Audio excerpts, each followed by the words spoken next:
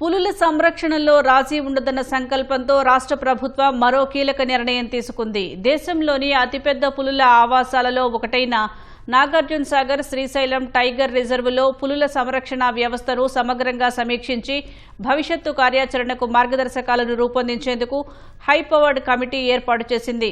రాష్ట్ర అటవీ శాఖ సలహాదారు P Mallikarjunarao, additional PCCF Rahul Pandey కమిటీలో శాఖాపరమైన సభ్యులుగా వ్యవహరించనున్నారు. World wide fund for nature సభ్యుడు B Rajasekhar, Hyderabad conservation for tiger society ప్రతినిధి ఇమ్రాన్ సిద్దికి, ప్రముఖ వన్యప్రాణి శాస్త్రవేత్త డాక్టర్ ఎం నవీన్ కుమార్ కమిటీలో సభ్యులుగా ఉంటారు.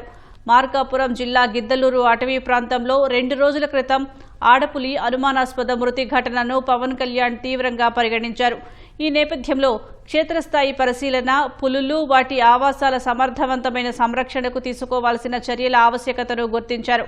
పవన్ కళ్యాణ్ ఆదేశాలతో పులులతో పాటు వన్యప్రాణుల సంరక్షణ చర్యలు అంశాలపై క్షేత్రస్థాయిలో సమగ్ర అధ్యయనం కోసం ఉన్నత స్థాయి కమిటీకి సిఫార్సు చేశారు.